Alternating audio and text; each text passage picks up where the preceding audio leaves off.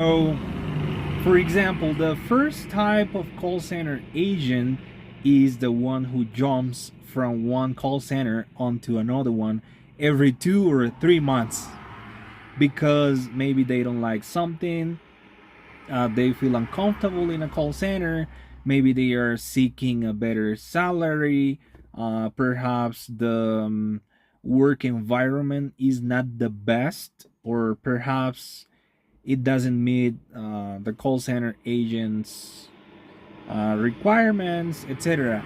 So that person continues doing that for a long time, and that's called a jumper. So a person who jumps from one call center onto the other one. Now, if you were to ask me, Emmanuel, but have you ever jumped from one call center to another one? Well, yes, I have. I have to be honest. However, I spent almost 2 years working in the first call center.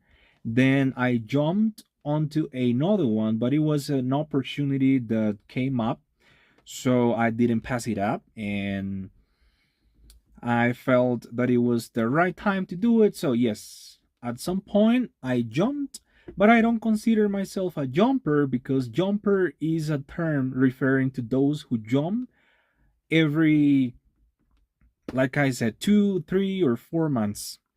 So the other type of call center agent is the one who wants to build a career in the same call center. For example, somebody who gets the job, that person acquires as much information as possible. So they spend 1, 2, 3, or even 4 years, and at a given point, they get promoted. Maybe they get a better position. Maybe they become a, I don't know, like a supervisor, manager, coacher, um, or any of those positions. But that person aims at building a career in the same call center. Now, if you were to ask me, Emmanuel, but is it okay to work for a long time in the same call center? So, my answer to you would be I think it's okay depending on your goals, depending on the call center, because some call centers really give you the opportunity to grow. So I could mention some friends of mine who have built a career in the same call center, and now they are managers, supervisors. They have a very good salary as well as other fringe benefits. So it's definitely worth it if you like the place, if they appreciate you, if they appreciate your work, if you feel comfortable, etc. So the other type of call center agent is the one who doesn't have a purpose, doesn't have any goal, and they don't um maybe they don't want to go anywhere, but they spend a long time working in the same call center for years, maybe 5, 7, or even 10 years, but they never grow. Maybe it's because of their attitude. They don't want to motivate themselves to achieve a goal or to get promoted to become a supervisor. So they are there taking calls every single day over and over, 1 year after another. And so they have no reason, they have no motivation to keep growing. So, and I have met people like that. Actually, a friend of mine experienced that. So he worked at the same call center for almost 11 years.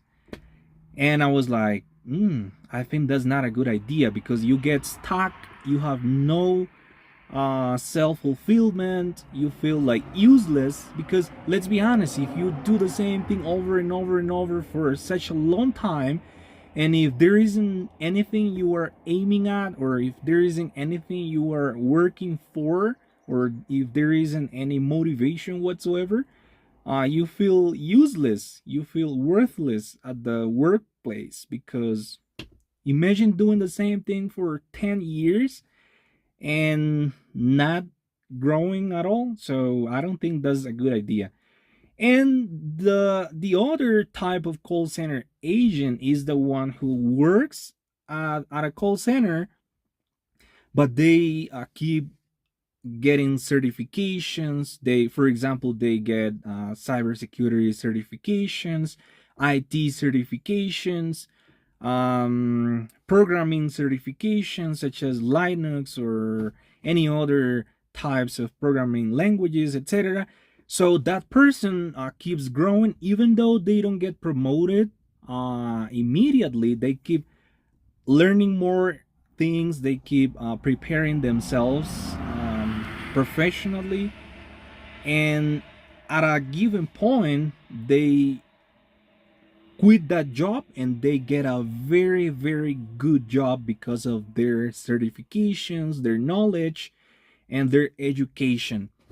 For example, somebody, I would say that's an acquaintance of mine. So that person worked in a call center for 5 years.